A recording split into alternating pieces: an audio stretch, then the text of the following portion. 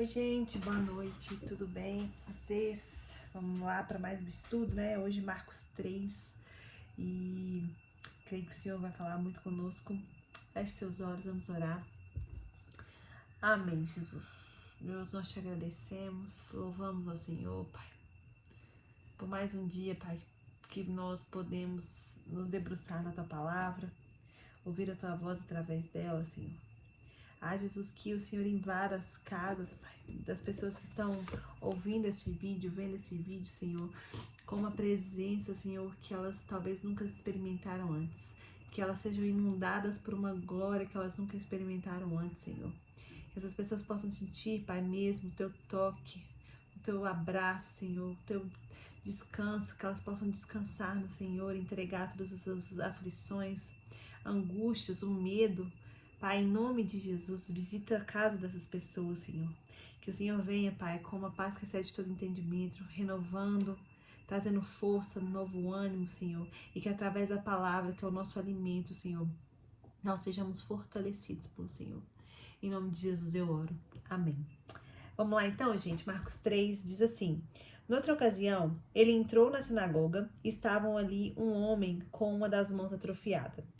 Alguns deles estavam procurando um motivo para acusar Jesus, por isso o observavam atentamente para ver se ele iria curá-lo no sábado. Então, novamente, eles estavam questionando a questão do sábado, né? Porque no sábado não podia curar. Mas Jesus falou com eles assim, falou com o homem assim: levante-se e venha para o meio. Ou seja, Jesus fazia tudo publicamente, né? Para que as pessoas pudessem ver e não duvidar. Depois Jesus lhes perguntou, ou seja, perguntou para os mestres da lei lá, né? Dizendo assim: o que é permitido fazer no sábado? O bem ou o mal? Salvar a vida ou matar? Mas eles permaneceram em silêncio. Porque se eles falassem que podia curar, salvar, aí eles estavam contradizendo o que eles defendiam na religião, né? Nas leis dele lá, porque no sábado não podia fazer nada. Mas se eles falassem também que deveria fazer o mal, porque quando a gente deixa de fazer o bem, aqui Jesus estava dizendo, quando eu deixo de fazer o bem, por exemplo, quando ele deixa de curar, podendo curar uma pessoa, ele está deixando de fazer o bem, ou seja, ele está fazendo o mal. Então Jesus está falando assim: eu vou fazer o mal ou o bem aqui? Aí eles não ficaram sem saber o que falar, né? No 5 diz assim: irado, olhou para os que estavam à sua volta e profundamente entristecido por causa do coração endurecido deles, disse ao homem: estenda sua mão.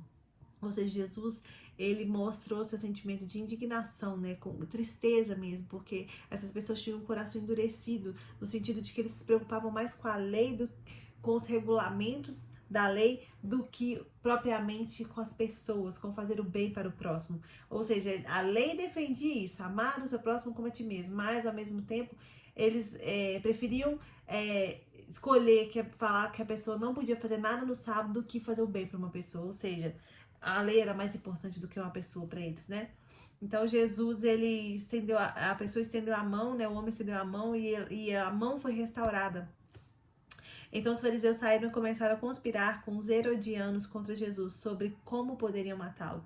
Então é isso que é o poder de Jesus na nossa vida, né, gente? A nossa mão seca, né? Às vezes estamos tão destruídos, secos mesmo, frios espiritualmente, a nossa vida está destruída ali, sem vida, né? Que aquela mão não tinha vida. E ao tocar em Jesus, ao chegar perto de Jesus, Jesus pode restaurar a nossa vida. E eles aqui, eles começavam a conspirar com os herodianos. Os herodianos eram um povo que acreditava que Herodes era o Messias.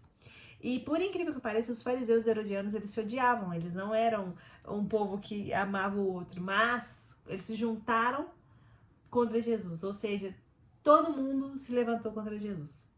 Até os que se odiavam se uniram para fazer algo contra Jesus, porque eles não aceitavam a autoridade de Jesus, eles não reconheciam, eles eram tão vaidosos, pessoas tão preocupadas com a autoridade deles, com a imagem deles, que eles não conseguiam reconhecer que alguém maior do que eles estava ali, alguém que fazia mais do que eles estava ali, que tinha mais autoridade que eles. Então eles tentavam de qualquer forma acabar com Jesus.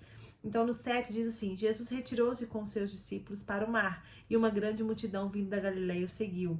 Quando ouviram a respeito de tudo o que ele estava fazendo, muitas pessoas procedentes da Judéia, de Jerusalém e da Idumeia, das regiões do outro lado do Jordão e dos arredores de Tiro e Sidom, foram atrás dele, ou seja, o povo do mundo todo, né, foi atrás de Jesus ali, porque eles ficavam sabendo o que Jesus estava fazendo.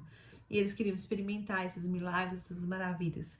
Por causa da multidão, ele disse aos discípulos que lhe preparassem um pequeno barco para evitar que o comprimissem, pois ele havia curado a muitos, de modo que os que sofriam de doenças ficavam se empurrando para conseguir tocar nele. Então, Jesus, ele não negava a cura para ninguém, gente, ele não negava mesmo. Todo mundo que chegava a ele era curado. Sempre que os espíritos imundos ouviam, prostravam-se diante dele e gritavam: Tu és o Filho de Deus. O maligno, ele frente a Jesus, ele reconhecia que Jesus era o Filho de Deus, mas os próprios fariseus, judeus, não reconheciam isso. Mas ele lhes dava ordens severas para que não dissessem quem ele era. Ou seja, Jesus repreendia eles, né? E falava para não divulgar isso, porque era necessário que muitos não reconhecessem ele como Messias mesmo, para que o propósito se cumprisse. Então, no 13, né, na escolha dos 12 apóstolos, Jesus subiu ao monte e chamou a si aqueles que ele quis, os quais vieram para junto dele.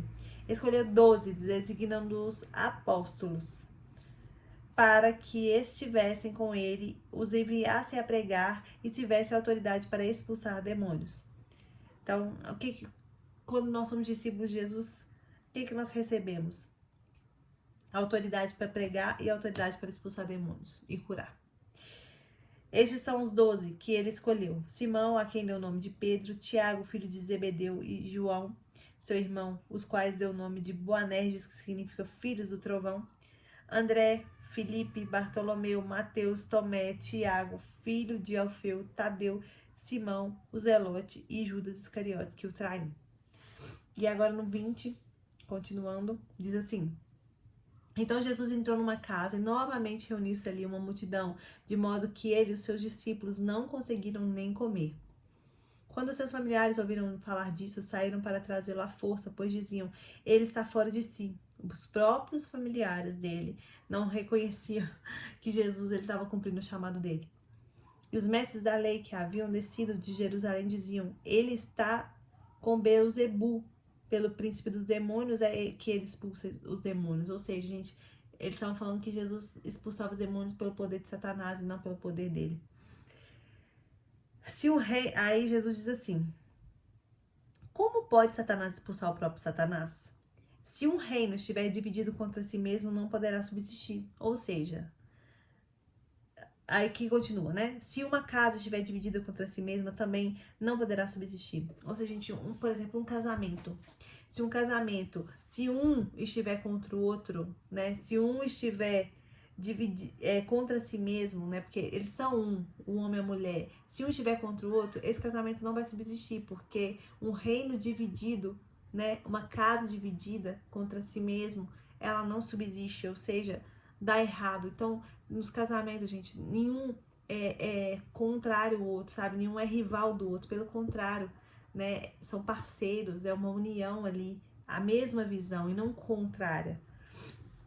Então, aqui, e se Satanás se opuser a si mesmo e estiver dividido, não poderá subsistir, chegou o seu fim.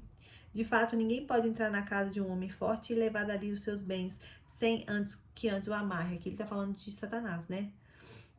Só então poderá roubar a casa dele. Eu lhes asseguro que todos os pecados e blasfêmia dos homens lhes serão perdoados, mas quem blasfemar contra o Espírito Santo nunca terá perdão, é culpado do pecado eterno.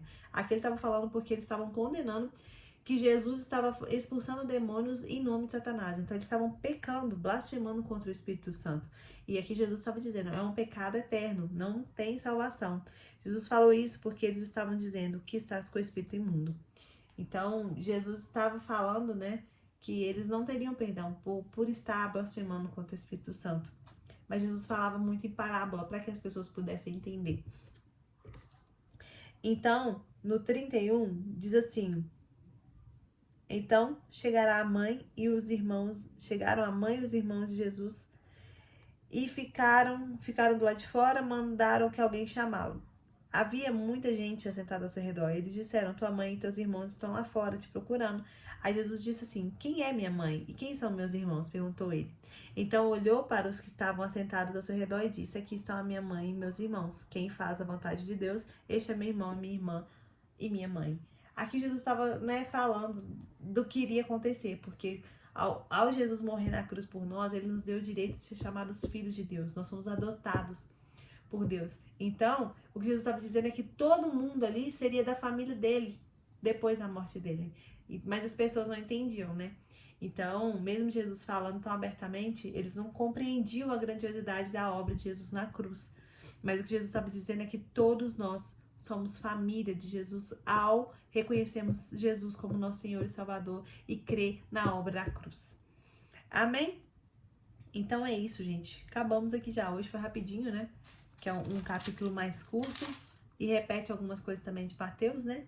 Mas aqui falamos então da questão do sábado, né? Que Jesus curou o homem com a mão atrofiada, sobre a escolha dos 12 apóstolos e sobre a família de Jesus e a acusação contra Jesus também, né? Que eles estavam blasfemando contra o Espírito Santo.